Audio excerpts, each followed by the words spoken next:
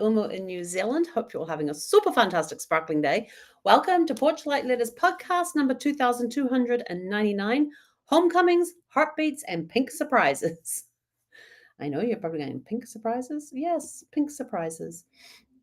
So today's been a very interesting day. It's my day off. It's my Sunday here, but it's Monday here in New Zealand. As you can see, I got a haircut. Do you love it? I love it. It looks fantastic. Met Rhonda. She is absolutely amazing. And it turns out we were both born in the same year. And she's April, I'm December. So we're both the same age, kind of, sort of, just a few months. It's a 66 thing. But it started off the day with today in the US is the sixth year anniversary of Zeffie's Gotcha Day. I picked her up on this day 6 years ago after meeting her in a vision on the 23rd of June 2019. And then fast forward to the 16th of November 2019 when I was heading from my RV, that was parked in a campground in the middle of nowhere, to a shopping mall about 5 miles away where they had a corner bakery. My plan was to go in there, get something to eat, use their internet to do some work. And then there was a Sprouts or a Whole Foods in the same shopping center across from Corner Bakery, and then go over there, get some groceries and go home. So I tootle along there. I pull into the side street to pull into the car park for the shopping center and notice these canopies. There's about 3 canopies lined up in front of PetSmart. And I thought, wonder what they got on over there. And so the inkling was to go and have a look. So I went and had a look, and they had a dog adoption on there.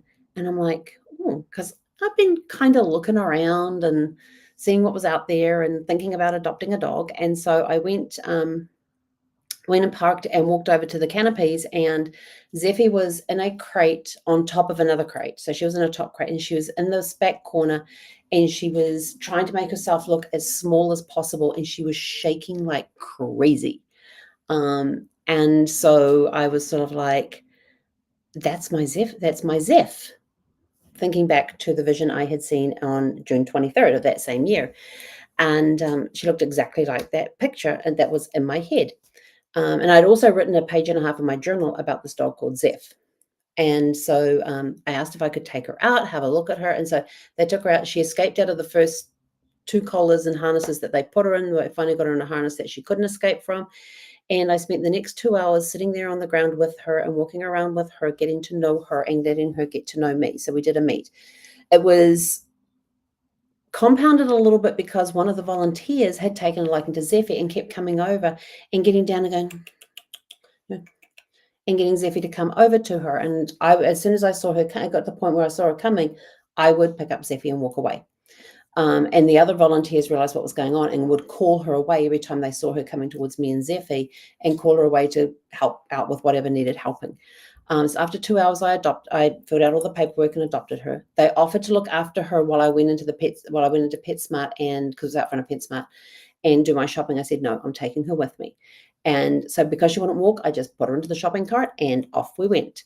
And the first thing I did was go over to the beds and pulled 3 beds off the shelf, put them down on the floor, put her on the floor, held onto her lead, and said, pick one.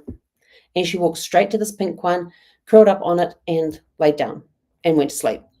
And I was like, okay. There was a PetSmart person standing just off to the side there, and she looks at me and she goes, I have never seen a dog do that before. I said, well, this is how I've allowed my last 2 dogs to pick their bed. I pull off 3 and tell them to pick one. I said, they would walk up and down and sniff them and sit on the one they wanted. I said, but this is the first time I've had one go directly to one and curl up. So because she was kind of like sleepy and stuff, I picked her in the bed up, put it in the shopping cart, and we went off and went shopping. And I had the coupon book from PetSmart for new adoptions, and went through there and purchased stuff with coupons and everything else. And so 3 hours later, I get back to my RV, no work, no groceries, but I had a dog and a crate and food and bowls and toys and leashes. I had everything for her.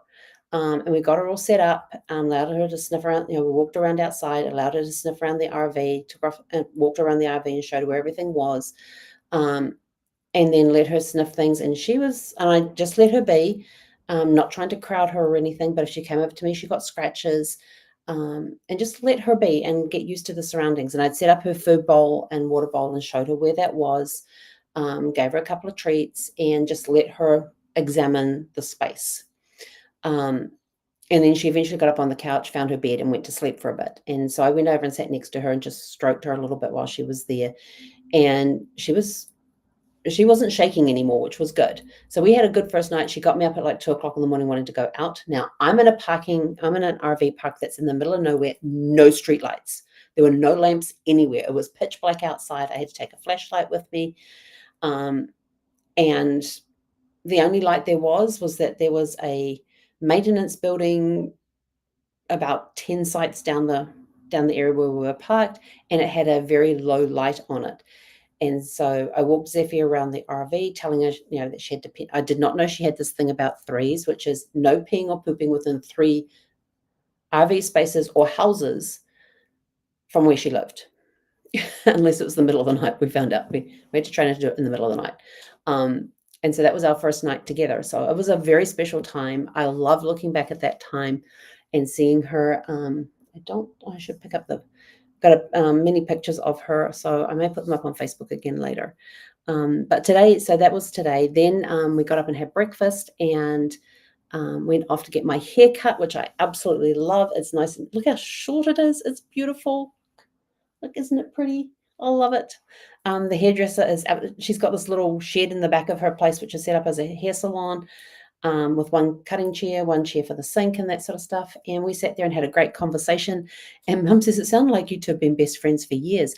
By the time I left, when I'm ready to get my dog, my new hairstylist, Rhonda, told me to give her a call, and she would put me in contact with the person who works at the pound to let me know what sort of dog, to let her know what sort of dog I'm looking for and to keep an eye out for it. And then she says, if you ever want to go for a walk, she says, just give me a call, because I got to take my dog for a walk, so you can come on me with my walks and that sort of thing. And told her that I'm also looking for a place to rent, so she's going to keep her ears open for a 3-bedroom 2-bath that's available for rent. She was absolutely lovely, absolutely delightful. But before we went to see her, we went to Mitre 10, which is a Home Depot, basically. Home Depot, Lowe's, Ace. And it has a cafeteria there. And so we went into the cafe and I got a hot chocolate and a muffin, and they only had one type of muffin on it. It turned out to be apple and walnut. Dad had a hot chocolate and a muffin. Mum had her tea and muffin. And we sat there and just chit-chatted and shooed away the sparrows that kept coming to try and eat our food. That was our morning tea. Then we went off to get the haircut. Then we went back home and we had lunch. Did we have lunch, or did we have lunch after that?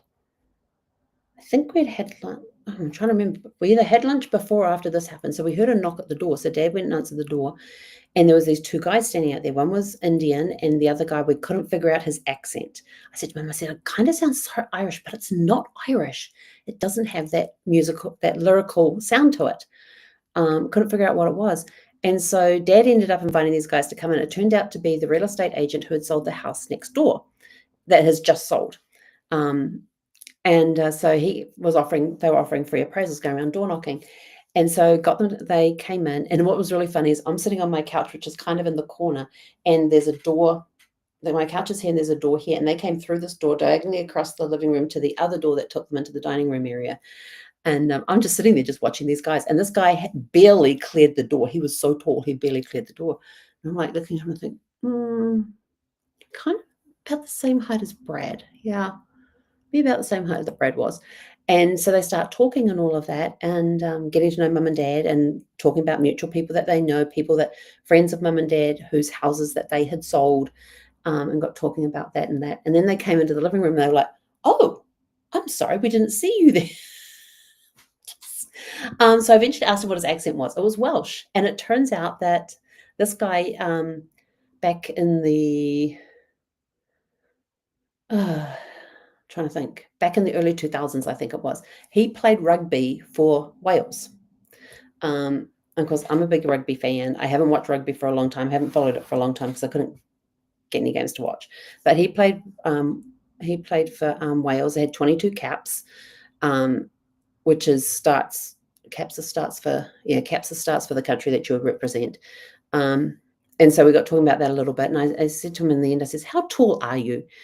And turns out he was translated to being 6'5.5". So he was half an inch taller than Brad. And I said, yeah, I thought you were about the same height as my husband with how much room. And he like stood back in the doorway. He had like about this much clearance in the doorway.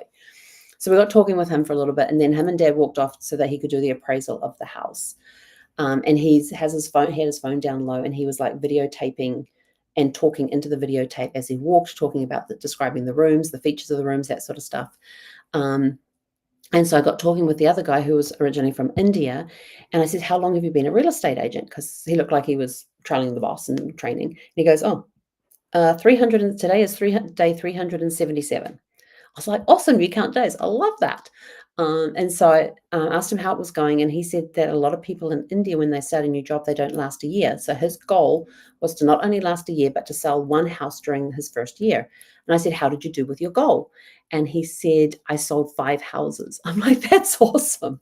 So he's kind of hooked. It also turns out, too, that he is a manager at one of the electronic stores in town, and it actually served mum and dad when they were in there looking for their new or getting something fixed on their computer, or looking for new computer, something to do with their computers. He was there and helped them with the job, and he was a manager over there.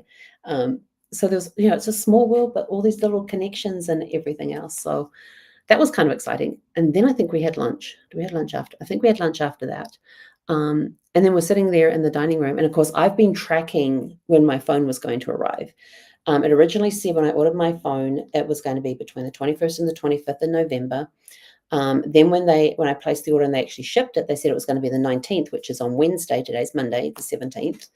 And then we had a knock at and I've been tracking it, and it said that it was, we found out when it got into Auckland, and then yesterday it left Auckland and came down and arrived at the Wellington Distribution Centre this morning around 7 o'clock-ish, 6:30, 7 o'clock-ish.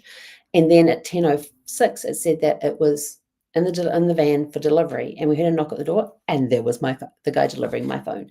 So it is now setting up, and it currently tells me, okay, so it's restoring from the iCloud. So it's doing the backup from the iCloud from my other phone, because I was able to log into my Apple account. It originally said before I started this podcast that there was about 15 hours remaining, because it says restore from iCloud, time remaining 15 hours. It now says about 19 minutes. So I'm ready. I've got my SIM card ready. I've got my little, there it is, the little key that comes with the phone so that you can access the SIM card area. And so just as I'm sitting down here to do my podcast, the postie goes past. The posties are the people that deliver the mail, and stops at our box and drops something in there. So I go out there, and it's my new debit card. You got to see this. I'm going to show you this. I think there's nothing on the front of this. Guess what color it is? It's pink. So my pink debit card is the only color. Yeah, I had a choice of whatever the other one was, red or the pink one. And the pink one gives me, I can earn air points with Air New Zealand. So before I apply for the pink card, I had to go to Air New Zealand, open an Air Points account so I could take my Air Points number, put it on the card application, because you have to have an Air Points card to get the pink card, and send it off. And it arrived today. So it's sort of like, yay. Now if my Amazon order will get here. My Amazon order is due on Friday, and it has a case for my new phone and the MagSafe charger for it. But I will show you my new. This is the brand new, just come out, brand new iPhone 17 Pro Max. Hang on, I have to put that down there. And its camera, if you look on the side profile, you can see this is all the camera area that sticks out here. So the case takes into account that camera area and protects it. So I'm going to be using it for 3 days without my camera, without my cover for the rest of the week. This is the, get off there, making sure it doesn't. There's my Zeffy girl. So this is the iPhone 13 Pro. So you can see the difference in size. They're the same width. You can see they're the same width, and this is with a case on. They're the same width, but you can see they're a little bit, that the 17 Pro Max is just a little bit longer. So I'm busy getting this one charged up at the moment while it does all its updates. So as soon as that's done and my phone set up, I can then put the SIM card in there and get that online, and then I'll have my New Zealand number I am still keeping this one. So if you have my US number, it is still valid. I can only receive stuff on this phone when I have an internet connection because I'm on Magic Jack. Magic Jack runs on the internet. So it's been a very exciting day. What's going to happen the rest of the day? I don't know. I can do whatever I like. It's my day off. But right now, I'm going to go have afternoon tea. Dad's going to, I think, is going to be rolling some ice creams for us. It's either going to be orange chocolate chip or vanilla chocolate chip. I don't know, but I'm going to go find out. Anyway, oh, hang on. I've got reflection questions for you too. Very good one. What sign? Oh, and I got to talk with my aunt and uncle in Auckland as well, which was really cool. What signs or symbols have shown up in your life that made you pause and reflect on your journey? You know, like yesterday, I was talking about the butterflies out the window. When I was talking with my aunt, I suddenly said, "Oh, Granddad's visiting," and she was like, "Granddad's visiting?" I said, "Yeah," and so I told her about the butterfly thing, and so she was so she was on board with that. When have you received something ahead of schedule or at just the right time? What did the timing mean to you? Well, the timing for me with this phone coming early means I have time to get used to it and start using it and some of the features that are on there before I have to do a road trip to go visit my brother and his wife and family. So that'll be cool. What routines or traditions help you honor meaningful anniversaries or loved ones you have lost? Yeah, that's always a good question to answer. And how does it feel when when you're truly seen or celebrated by someone, even a stranger, like that young agent coming in today and telling me that his goal was 1 and he exceeded it by selling 5, and I congratulated him on that. Um, Device added to your account. An iPhone has now access to iMessage. Oh yeah, that's fine. Um, So those are your questions for today. I'm out of here. I got exciting stuff to go. I got a phone to go set up. Yay! And start playing with. And it's time for ice cream. So go out, have a super fantastic sparkling evening, day, whatever time frame you're in. And we'll catch you guys back here tomorrow evening at 6 p.m. Pacific, 3 p.m. New Zealand time.